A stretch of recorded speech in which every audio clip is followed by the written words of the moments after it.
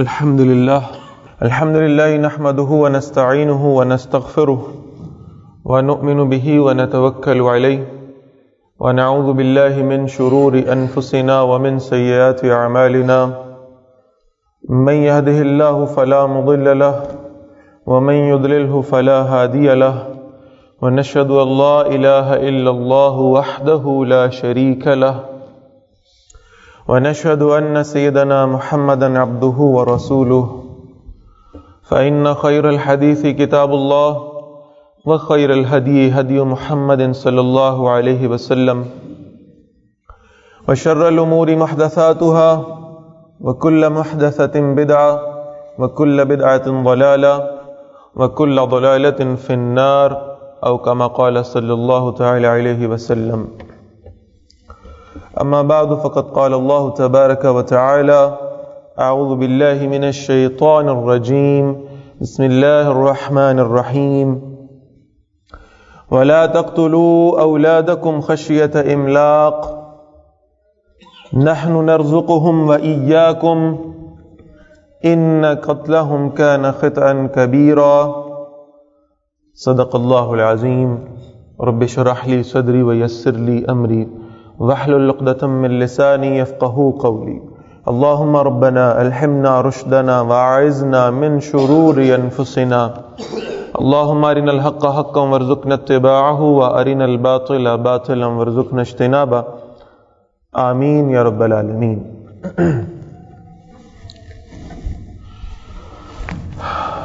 حضرات محترم، آج ہم جس دور میں زندہ ہیں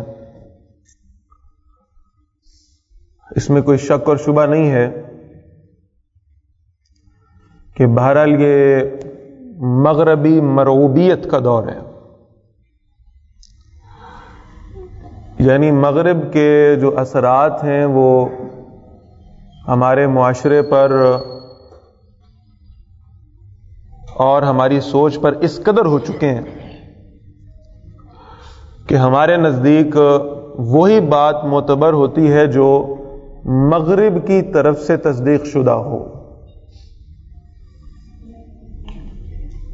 اور اس حد تک یہ معاملہ پہنچ چکا ہے کہ نبی اکرم صلی اللہ علیہ وسلم کی وہ حدیث مبارکہ اس معاشرے میں، اس سوسائٹی میں واقعتاً اس کا ظہور بالکل سامنے نظر آ رہا ہے کہ اللہ کے رسول صلی اللہ علیہ وسلم فرماتے تھے کہ جب فتنوں کے ظہور کا وقت ہوگا تو اسلام کے احکامات تمہیں عجیب لگنا شروع ہو جائیں گے. واقعتاً معاملہ یہی محسوس ہو رہا ہے کہ اب دین کے احکامات کو 1450 سال پرانا قرار دیا جا رہا ہے، دقیانوسیت کی طرف لے جانے کی باتیں کی جا رہی ہیں، اور ماڈرنزم کا اور جدیدیت کا جو تصور اس معاشرے میں پیش کیا جا رہا ہے بہرحال وہ مغرب کی طرف سے درآمد کردہ ہے. اور یہ محسوس ہو رہا ہے کہ مغربی تہذیب کو اپنے پر پھیلانے کی پوری اجازت بھی دی جا رہی ہے، بلکہ اس میں ہمارے ارباب الوقت جو ہیں وہ خود اپنا کردار بھرپور ادا فرما رہے ہیں. یہ جو مغربی مرعوبیت ہے یہ ہماری انفرادی زندگیوں میں بھی موجود ہے اور اجتماعی زندگیوں میں بھی ہے. ہم انفرادی زندگی میں بھی کچھ ایک دو میں آسان مثالیں عرض کرتا ہوں کہ ہم جب کوئی شاپنگ کرنے جاتے ہیں تو ہم اس بات کو ترجیح دیتے ہیں کہ امپورٹڈ شے خریدی جائے.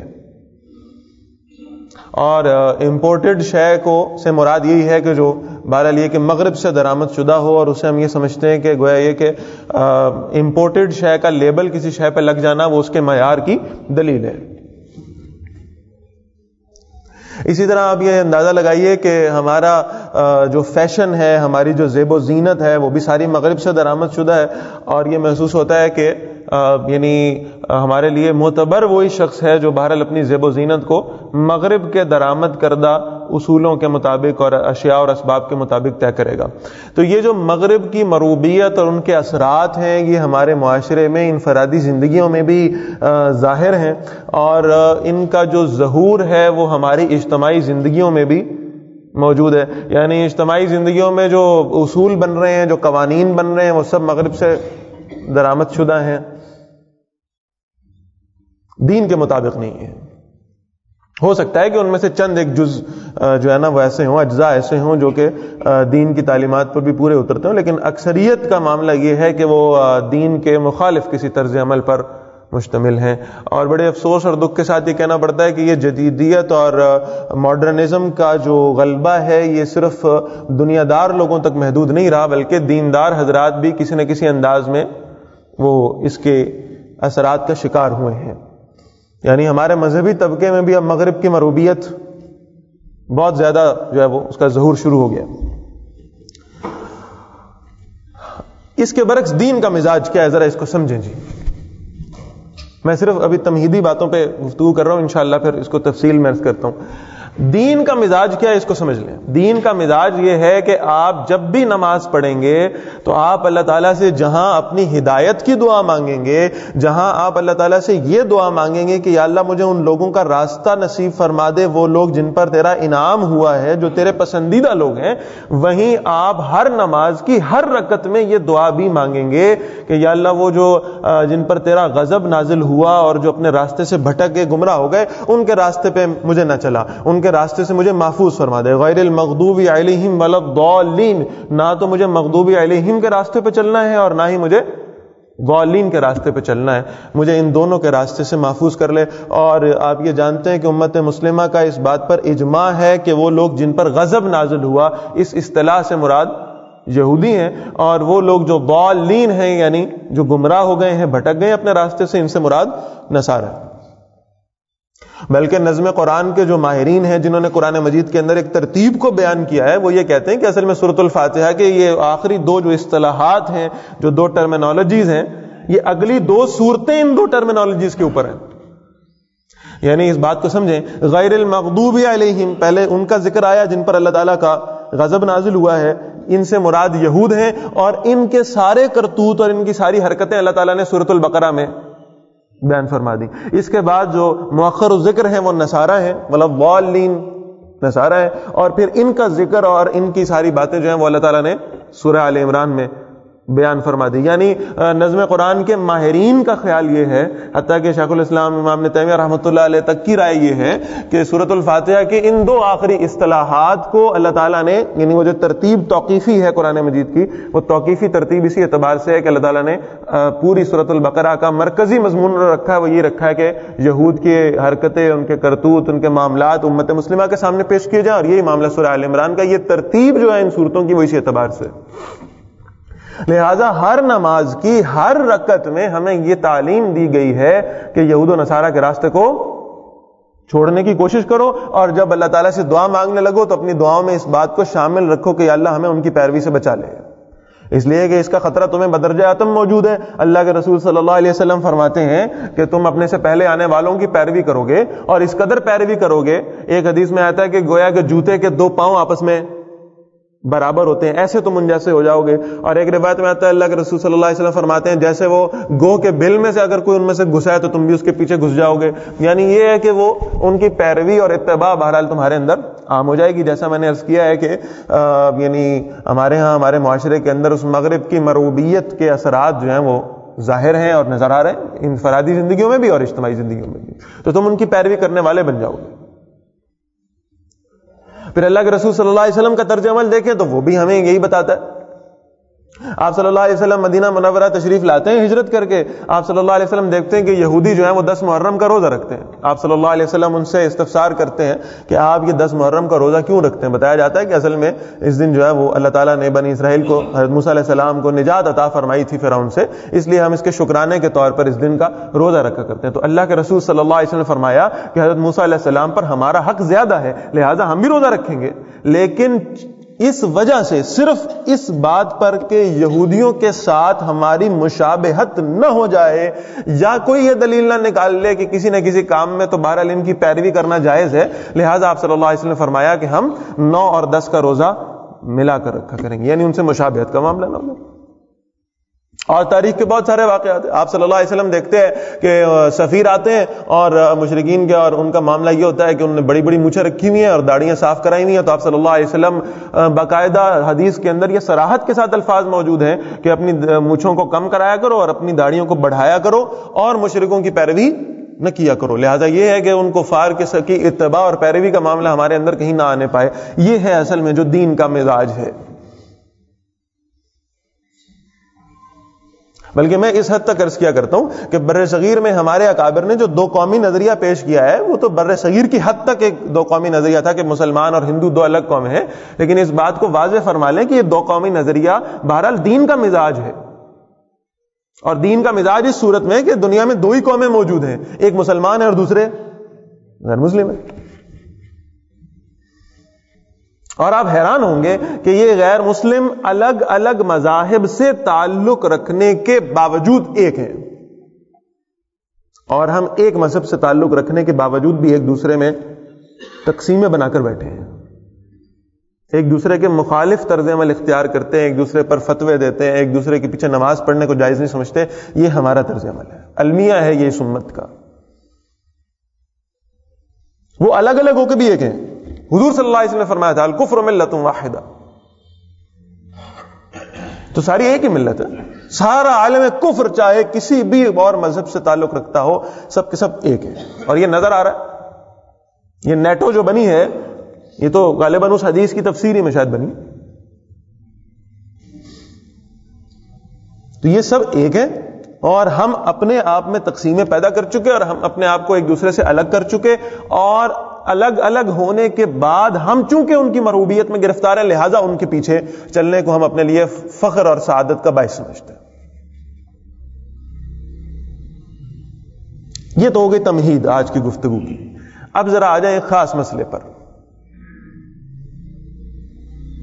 یہ جو مغرب کی مرغوبیت ہم پر سوار ہوئی ہے, اس کے مختلف مظاہر ہمارے سامنے دیکھنے میں آتے رہتے ہیں. مختلف مظاہر ہیں, کبھی کسی انداز سے, کبھی کسی انداز سے, کبھی کسی انداز سے, انفرادی زندگیوں میں بھی, اجتماعی زندگیوں میں بھی.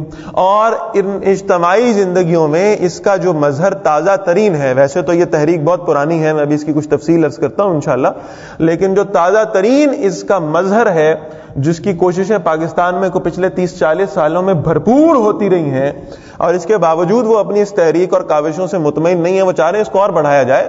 وہ تحریک اور کاوش یہ ہے کہ مسلمانوں کو اس بات پر لایا جائے کہ وہ اولاد کے معاملے میں کسی نہ کسی انداز میں ضبط سے کام لیں. ضبط اولاد کی تحریک. اول تو یہ تحریک چلی ہے برطانیہ میں, آغاز اس کا وہاں سے ہوا ہے, اور وہاں کا جو یہ مغربی مفکرین ہیں انہوں نے اس بات کو محسوس کیا اور اس کا اظہار بھی کیا کہ شاید وہ آبادی ہماری بڑی تیزی کے ساتھ بڑھتی چلی جا رہی ہے, اور آبادی کے اعتبار سے شاید وسائل ہمارے اس تیزی سے نہ بڑھے ہوں, حالانکہ ان کے پاس ان وسائل کی مقدار کو متعین کرنے کا کوئی بھی اس وقت پیمانہ موجود نہیں تھا. انہیں معلوم ہی نہیں تھا کہ وسائل بڑھ رہے ہیں یا کم ہو رہے ہیں. لہذا اس اعتبار سے انہوں نے اس رائے کا اظہار کیا کہ ہمیں جو ہے نا وہ آبادی کو کنٹرول کرنے کا کوئی نہ کوئی سسٹم بنانا چاہیے, اور لوگوں کو اس بات سے روکنا چاہیے کہ وہ زیادہ بچے نہ پیدا کریں. اس تحریک کو, یعنی یہ صرف ایک تصور نہیں تھا, اسے تحریک کی شکل دی گئی ہے. اس تحریک کی بنیاد پر پھر این جی اوز بنائی گئیں, پھر اس پر لٹریچر چھاپا گیا, پھر لوگوں کو اس پر کنونس کرنے کے لیے مختلف یعنی آفرز دینا شروع ہو گئے وہ, اور پھر جب اسے حکومتی طور پر اڈاپٹ کر لیا گیا اس تحریک کو, تو پھر تو بہرحال یہ کہ یہاں تک بھی آفرز آ گئیں کہ جو شخص جو ہے وہ یعنی حکومت کے اس لمٹ کے مطابق اپنی اولاد کی تعداد رکھے گا, حکومت اسے فلاں فلاں مراعات جو ہے نا وہ پیش کرے گی. پاکستان بننے سے قبل بر صغیر میں اس تحریک کو شروع کیا جا چکا تھا, لیکن پاکستان کے معرض وجود میں آنے کے بعد پھر اس تحریک کو جو ہے نا وہ اور تیزی سے چلایا گیا, اور پھر اس تحریک کو باقاعدہ طور پر حکومتی سرپرستی حاصل ہوئی ہے.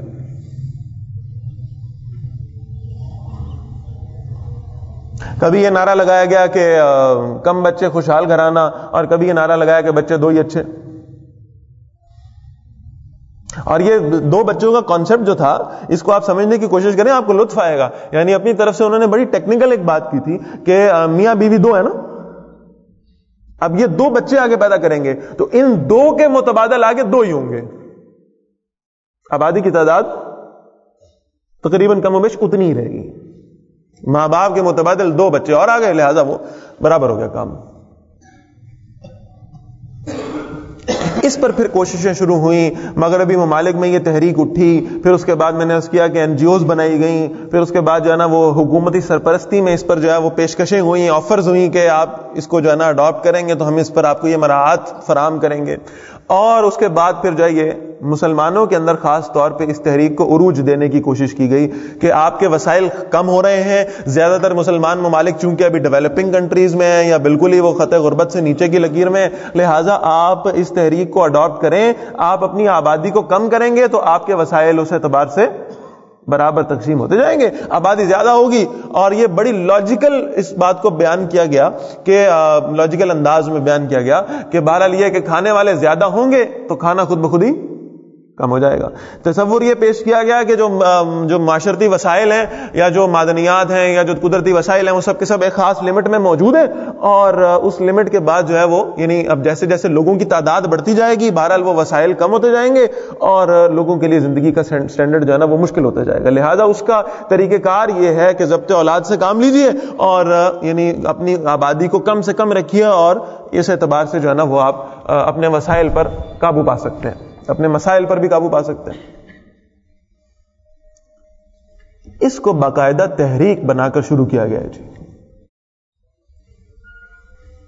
آپ شاید یہ سمجھ رہے ہوں گے کہ یہ بڑے کو غیر ضروری موضوع ہے، لیکن اس کے جو اثرات ہمارے معاشرے پر مرتب ہو رہے ہیں، اللہ کرے کہ آپ کو ان کا ادراک ہو جائے تو آپ کو محسوس ہو کہ یہ اتنا چھوٹا موضوع نہیں ہے کہ ہمارے محلے کی ایک LHV سے لے کر ہمارے حکومتی اداروں کے جو ٹاپ لیول کے لوگ ہیں، وہ جن کا وقت انتہائی قیمتی ہوتا ہے اور جن کے پاس کسی سے ملنے کا بھی ٹائم نہیں ہے، وہ اگر اپنی قوتیں، صلاحیتیں اور وقت اپنا جو ہے وہ صرف کر رہے ہیں اس اعتبار سے کہ ضبط اولاد کی تحریک کو جو ہے نا وہ مزید اس کی نمود کی جائے، تو اس کا مطلب ہے کہ اس کے پیچھے دال میں کچھ نہ کچھ کالا ضرور ہے. اب 2 ہی معاملات ہیں، یا تو آپ اس کو اگنور کریں جس کا بہرحال بحیثیت امت ہمیں کوئی فائدہ نہیں ہے، ہم یہ سمجھیں کہ کوئی مسئلہ ہی نہیں. دوسرا راستہ یہ ہو سکتا ہے کہ آپ اس پر جذباتی قسم کی تقریریں کریں، جیسے کہ بعض حضرات کا موقف سامنے آیا کہ بہت جذباتی انداز میں انہوں نے جو ہے نا وہ اس کو نیگیٹ کیا اور پھر یہ کہا کہ بھل یہ تو کوئی خوب شرک اور کفر کی بات ہے اور گویا اور یہ مطلب احادیث کا انکار کر کے پتہ نہیں کہاں چلے گئے. اتنی شدت اور اتنے جذباتی پن کا آپ مظاہرہ کریں تو شاید ہو سکتا ہے کہ وہ آپ اپنے آپ کو تو سیٹسفائی کر سکیں لیکن امت کے لیے شاید کوئی آپ مثبت کام نہیں کر پائیں گے. ضرورت اس امر کی ہے کہ بہت احتیاط سے اور بڑے متوازن انداز میں دلائل کے ساتھ اس بات کو ثابت کیا جائے کہ یہ جو کانسیپٹ اور تصور ہمارے سامنے پیش کیا جا رہا ہے یہ ہمارے معاشرے کے لیے تباہ کن ہے، دین کے مزاج کے مطابق تو نہیں ہے، اس میں تو کوئی شک ہی نہیں ہے.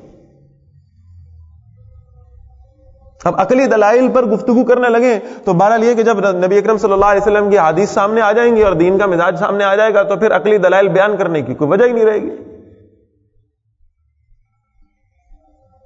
سورہ بنی اسرائیل کی آیت میں نے آپ کے سامنے پڑھی ہے اور یہ سب سے بڑی وجہ ہے،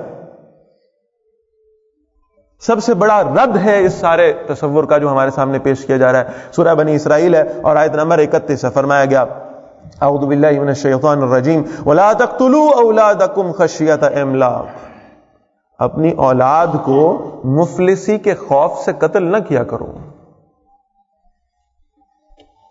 یہی ہو رہا ہے نا آج، وسائل کم ہو جائیں گے، کھانے والے زیادہ ہوں گے تو رزق پر ہیڈ رزق جو ہے وہ کم ہو جائے گا. آپ اندازہ کریں، دلائل یہ دیے جا رہے ہیں کہ پاکستان میں پانی کی قلت ہو گئی ہے، لہذا آبادی کو کنٹرول کریں تاکہ پانی کی قلت پر قابو پایا جا سکے. اللہ کرے کہ ہمیں یہ بات سمجھ میں آ جائے کہ یہ پانی کی قلت ہے نہیں ہے، پیدا کی گئی ہے. ہمیں یہ معلوم ہو جائے، ہم ان فیکٹس اینڈ فگرز پر بھی نظر ڈال لیں کہ پاکستان میں ایک سال میں کتنا پانی ہے جو ضائع کیا جا رہا ہے. اگر ہم صرف اس پانی کو محفوظ بنانے والے بن جائیں تو بہرحال یہ ہے کہ وہ پانی کی قلت تو درکنار، ہم شاید پانی کو جو ہے نا وہ دوسرے ممالک کو فراہم کرنے والے ہوں. اس کا حل کیا ہے وہ بھی آخر میں انشاءاللہ عرض کرتا ہوں. لیکن بہرحال یہ کہا جا رہا ہے کہ پانی کی بڑی قلت ہے، فلاں وسائل کم ہو رہے ہیں، فلاں معاملات آ رہے ہیں، لہٰذا کیا کرو، آبادی پہ کنٹرول کر لو، لہٰذا آپ کے مسائل جو ہیں وہ حل ہو جائیں گے. یہ سارے مسائل کا حل ہے. اور آپ حیران ہوں گے، میں سندھ ٹیکسٹ بک بورڈ کی ایک کتاب دیکھ رہا تھا مطالعہ پاکستان کی، اور بالکل بچوں کو 7ویں 8ویں کی کتاب تھی. اس کتاب کے اندر باقاعدہ ہمارے بچوں کو یہ جو ہے نا وہ بتایا جا رہا ہے، ان کو سکھایا جا رہا ہے کہ چونکہ ہمارے وسائل کم سے کم تر ہوتے چلے جا رہے ہیں، تو لہذا وسائل کی کمی کو پورا کرنے کا طریقہ یہ ہے کہ آبادی کو کم کیا جائے تو وسائل پورے ہو جائیں گے. حالانکہ جس مغرب کی مرغوبیت میں ہم یہ طرز عمل اختیار کر رہے ہیں، اسی مغرب کا جو سب سے مشہور مفکر اور فلسفی ہے برٹرینڈ رسل، اس نے اپنی کتاب میں لکھا ہے کہ میں اس شخص کو بے وقوف سمجھتا ہوں جو یہ حل تجویز کرے کہ وسائل کی کمی کی وجہ سے آبادی کو کم کر دینا چاہیے، بلکہ میں یہ سمجھتا ہوں کہ یہ حکومت کی اور جو ارباب اختیار ہیں ان کی ذمہ داری ہے کہ وہ اس بات پر غور و فکر کریں کہ وسائل کو کیسے بڑھایا جا سکتا ہے، ان کا استعمال کیسے ٹھیک ہو سکتا ہے. اور بڑا اچھا جملہ اس نے لکھا اپنی کتاب میں. اس مغربی فلسفی کو یہ سمجھا جاتا ہے کہ باقاعدہ یہ اتھارٹی ہے ہم کیا. اس نے اپنی کتاب میں لکھا ہے حکومت کا کام نہیں ہے کہ وہ عوام سے یہ مطالبہ کرے کہ وہ اپنی اولاد کی تعداد کو کم کرے، بلکہ یہ عوام کا حق ہے کہ وہ حکومت سے مطالبہ کریں کہ وہ اپنی عوام کو اور ان کے بچوں کو، ان کی اولادوں کو وہ سارے وسائل فراہم کرنے کا اہتمام کرے.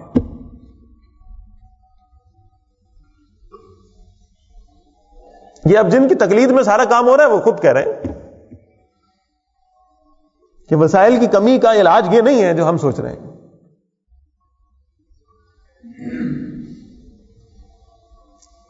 اور پھر جن ممالک میں یعنی اس بات کا اہتمام کیا گیا تھا کہ یعنی ضبط اولاد کی تحریک چلائی جائے اور لوگوں کو جو ہے نا اس طرح کی پرکشش آفرز دی جائیں کہ آپ جو ہے وہ اپنی اولاد کی تعداد کو کم رکھیں، اس سے جو ہے وہ وسائل ملک کے جو ہے وہ بڑھیں گے اور آپ کے لیے آسانی ہو جائیں گی.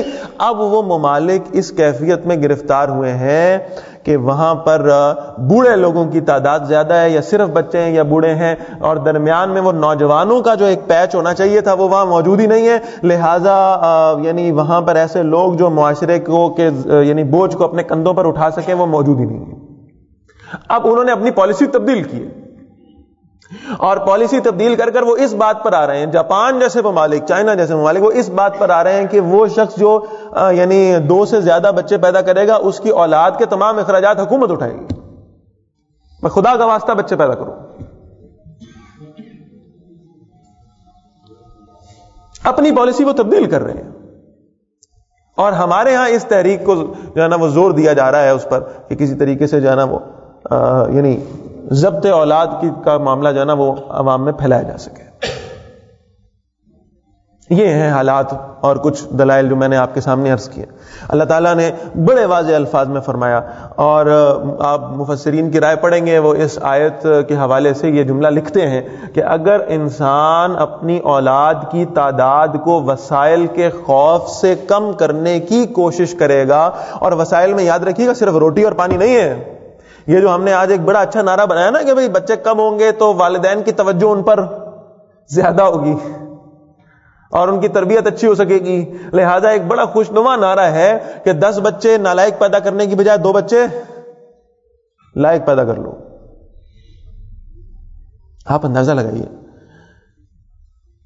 وہ رب جو ہر بچے کے اس دنیا میں آنے کے بعد اس کے رزق کا اہتمام اس کی ماں کی چھاتیوں میں کر دیتا ہے، کیا وہ اس ماں کے اندر یہ کیپیبلٹی پیدا نہیں کر سکتا؟ کیا وہ اس باپ کے اندر یہ صلاحیت پیدا نہیں کر سکتا کہ وہ زیادہ بچوں کی اچھی تربیت کریں؟ بلکہ اس سے اگلے الفاظ میں اگر میں بات آپ سے عرض کروں گا تو آپ حیران ہو جائیں گے. اللہ تعالیٰ نے قرآن مجید میں فیصلہ فرمایا، میں جس کو چاہتا ہوں بیٹے دیتا ہوں، میں جس کو چاہتا ہوں بیٹیاں دیتا ہوں، میں جس کو چاہتا ہوں دونوں دیتا ہوں، اور جس کو چاہتا ہوں کچھ نہیں دیتا. یہ میری تقسیم ہے، تم اس تقسیم پہ سوال نہیں کر سکتے. یہ تو آپ کا فیصلہ ہی نہیں ہے، یہ تو آپ کے اختیار میں نہیں اللہ نے دیا. اولاد کتنی ہوگی، اس میں بیٹے کتنے ہوں گے، بیٹیاں کتنی ہوں گی، ہوگی نہیں ہوگی، یہ فیصلہ اللہ کا ہے، آپ کا نہیں ہے.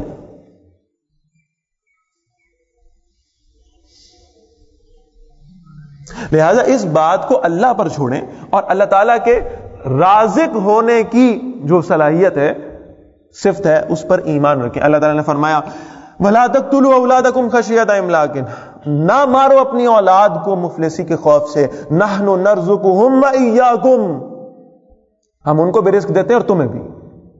اگر وہ جو مفلسی کا خوف جو تمہیں لاحق ہے، اگر یہ تمہارے والدین کو بھی ہوتا تو آج شاید تم دنیا میں موجود نہ ہو.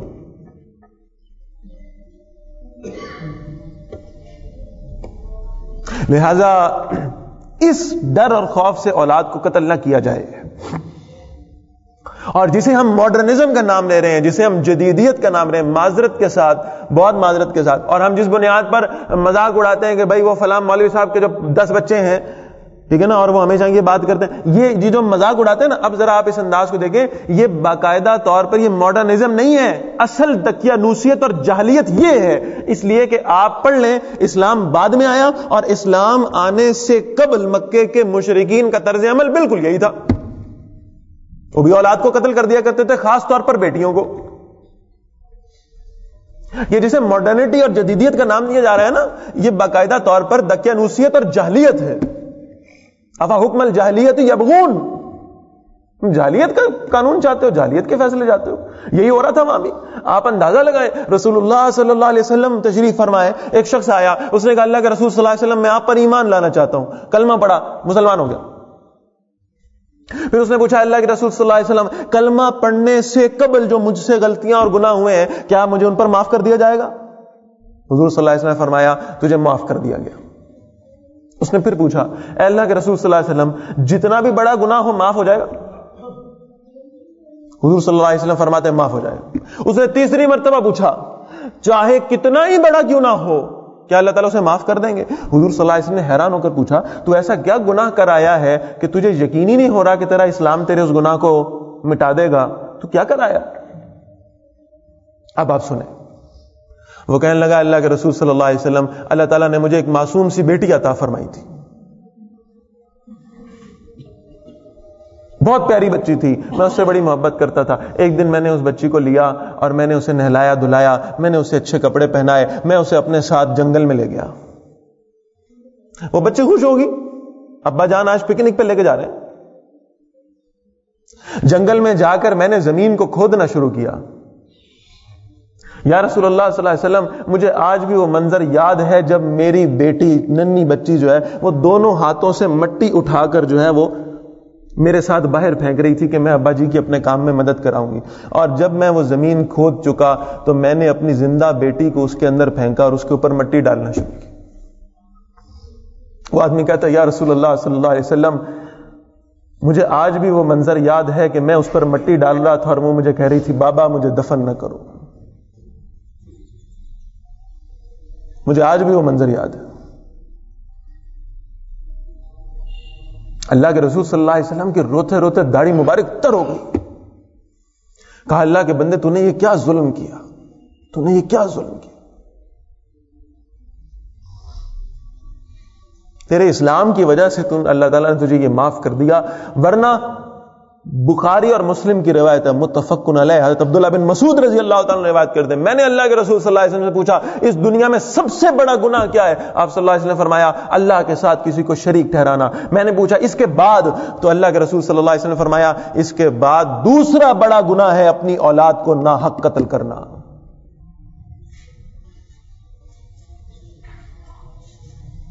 ہم جسے ماڈرنٹی اور ماڈرنزم کا نام دے رہے ہیں یہ تو مشرکین مکہ کا طرز عمل ہے. آج بھی 21ویں صدی کی بات کر رہا ہوں. آپ کسی گائنیکولوجسٹ سے جا کر پوچھیں وہ آپ کو میری بات کی تصدیق کریں گے کہ بھائی معاملہ یہ ہے کہ وہ والدین آ کر پوچھتے ہیں نا جی کہ ذرا الٹرا ساؤنڈ سے بتا دیں کہ اللہ تعالیٰ نے بیٹا دینا کہ بیٹی دینی ہے. تو اگر بیٹا ہو تو ڈاکٹر کا جواب ہوتا ہے کہ جی مبارک ہو اللہ نے آپ کو بیٹا دینا، اور اگر بیٹی ہو تو پھر فوری طور پر جواب آتا ہے جی معلوم نہیں ہو سکا، پتہ نہیں چلا. کیوں پتہ نہیں چلا؟ اس لیے کہ انہیں معلوم ہے کہ آج بھی اس معاشرے میں ایسے لوگ ہیں جو بیٹے حاصل کرنے کے لیے بیٹیوں کو قتل کرا دیتے ہیں. اب مجھے آپ ایک بات بتائیں، جب حکومت یہ پابندی لگائے گی کہ بچے 2 ہی اچھے، اور بیٹوں کی خواہش ہر شخص کو ہے یا نہیں ہے؟ قرآن مجید اس خواہش کو بیان کرتا ہے. جب لمٹ لگ گئی کہ بچے 2 ہی ہونے چاہیے،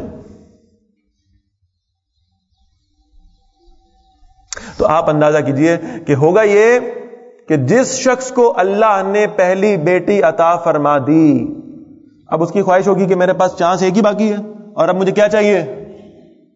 بیٹا چاہیے، اور جب تک اللہ اسے دوبارہ دوسری بیٹی عطا فرماتا رہے گا وہ اسے قتل کرتا رہے گا اس بنیاد پر، وہ اسے ابورٹ کراتا رہے گا اس بنیاد پر کہ مجھے بیٹا ملے گا۔ اس کا گناہ کس کے سر پر جائے گا؟ وہ جو کانفرنسیں کرا رہے ہیں۔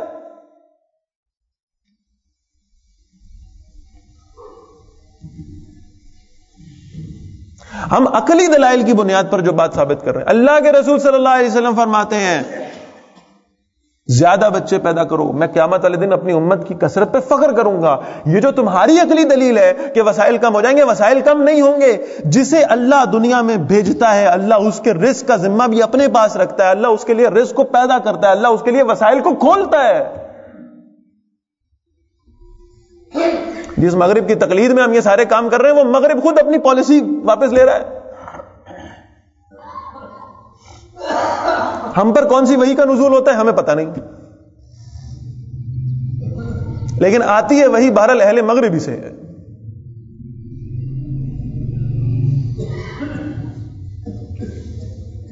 لہذا مفسرین نے اس آیت کے ذیل میں یہ لکھا ہے کہ اگر کوئی شخص اس آیت کے مخالف جاتا ہے، یعنی اپنی اولاد کو روکنے کی کوشش کرتا ہے پیدائش سے، گویا یہ کہ وہ اللہ تعالیٰ کی کہ رازق ہونے کی صفت پر عدم اعتماد کرتا ہے، عدم اعتماد۔ آپ آج بھی انٹرنیٹ پہ سرچ کر لیں تو آپ کو معلوم ہوگا کہ یو ایس اے کے اندر باقاعدہ ایسی کمپنیز بنی ہیں جو کرائے پر آپ کو لوگ فراہم کرتے ہیں باتیں کرنے کے لیے، یعنی وہ بوڑھے افراد کہ جن کے بیٹے ہیں نہیں ہیں یا ان کو یا بیٹیاں نہیں ہیں، اولادیں نہیں ہیں، پوتے پوتیاں نہیں ہیں، اب انہیں اس بڑھاپے کے اندر اس بات کی خواہش ہے کہ ہمارے پاس کوئی بچے بیٹھے، ہم ان سے گفتگو کریں، ہم نے جو پوری زندگی گزاری ہے اس کا کوئی نچوڑ ان تک پہنچائیں، ہم اپنے تجربات ان کے ساتھ شیئر کریں۔ ان کے پاس بات کرنے والا کوئی نہیں ہے، ان کی تنہائی ان کو سائیکولوجیکل پرابلمز میں مبتلا کر رہی ہے، لہٰذا اب ان سائیکولوجیکل مسائل کو حل کرنے کے لیے وہاں ادارے بنائے جا رہے ہیں جو یعنی کرائے پر لوگوں کو بھیجتے ہیں۔ ایک آدمی آئے گا، آپ اس کو اس کے پیسے دیں گے، وہ 1 گھنٹہ بیٹھ کر آپ سے گفتگو کرے گا، بس آپ کی باتیں سنے گا، اس لیے کہ وہاں ان کے پاس باتیں سنانے والا کوئی۔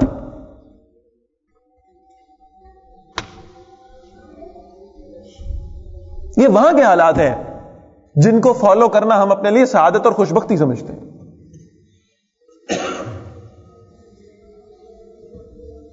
اب کرنے والا کام کیا ہے؟ صرف 5 منٹ اور مزید آپ کے لوں گا۔ کرنے والا کام کیا ہے؟ بجائے اس کے کہ ہم وسائل کی کمی پر آبادی کی کمی کی تحریک چلائیں، اس کی بجائے اگر ہم اللہ اور اللہ کے رسول صلی اللہ علیہ وسلم پر ایمان رکھتے ہیں تو کرنے کا کام یہ ہے کہ ہم اللہ کی بنائی ہوئی حدود کو نافذ کر دیں۔ اس لیے کہ خود سورۃ المائدہ میں اللہ تعالیٰ نے اس بات کا وعدہ کیا ہے، اگر تم اللہ کی کتاب میں موجود شریعت کے احکامات کو نافذ کر دیتے اگر کر دیتے لَأَكَلُوا مِن تحت فوقہم، وہ اپنے اوپر سے بھی کھاتے، وَمِن تحت ارجلہم، اور زمین بھی ان کے لیے برکتوں کو کھول دیتی۔ حضور صلی اللہ علیہ وسلم فرماتے ہیں شریعت کی ایک حد کا نفاذ وہ زمین پر برکتوں کا مظہر ہے۔ ایک اللہ کا قانون نافذ ہوتا ہے، اللہ تعالیٰ برکتیں نازل فرما دیتے۔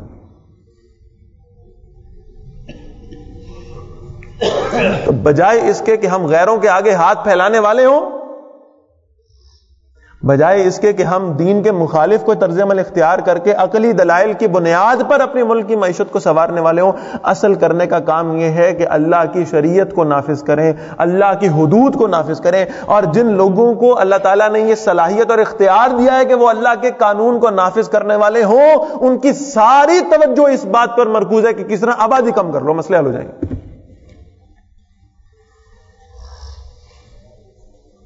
کیا اپروچ ہے یہ اللہ ہی بہتر جانتا ہے، کہاں سے آ رہی ہے وہ تو نظر آ رہا ہے۔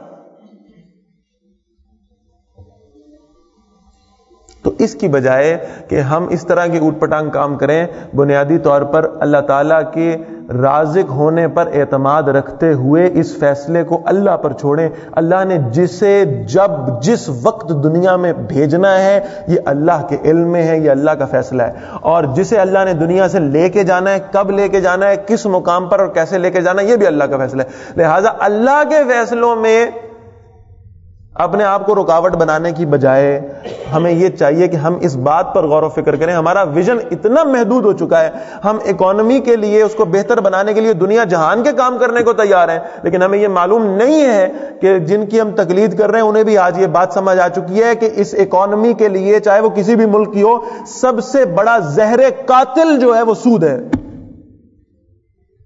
اس سود کو ختم کرنے پہ کسی کی توجہ ہی نہیں ہے.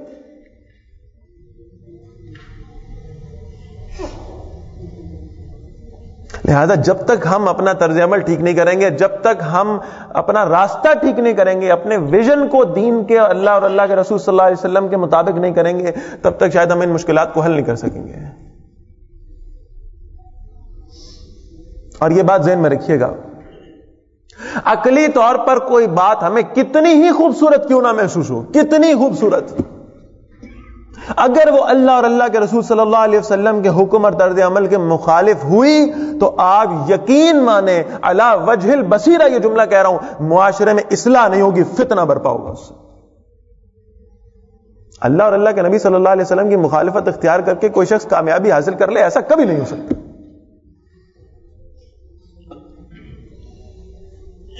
لہذا اتباع ہم نے کرنی ہے اللہ کی اور اللہ کے نبی صلی اللہ علیہ وسلم کی. اور اصل معاملہ یہ ہے کہ ہم اگر اپنے مسائل کو حل کرنا چاہتے ہیں تو ان جزیات پر غور و فکر کرنے کی بجائے ہم اس بات پر غور کریں کہ ہم اللہ کی حدود کو نافذ کریں, اللہ کی شریعت کو نافذ کریں. اللہ تعالی ہم پر ہر طرف سے برکتوں کا نزول فرما دے گا انشاءاللہ. یہ اصل میں توجہ کرنے کا مقام ہے, اور آج کے اس خطبہ جمعہ کا پیغام بھی ہے. اللہ تعالی ہمیں یہ بات سمجھنے کی توفیق عطا فرمائے, اور اللہ تعالی ہمیں دین کے مطابق اپنی زندگیوں کو ڈھالنے کی توفیق دے. اقول قولی ھذا واستغفر اللہ لی ولکم ولسائر المسلمین والمسلمات. سنتیں ادا فرمائیں. خليل بالقرآن هو إمامنا على هداية الله آمتنا. كلام ربنا هدايتنا, عطاء جبريل على رسولنا.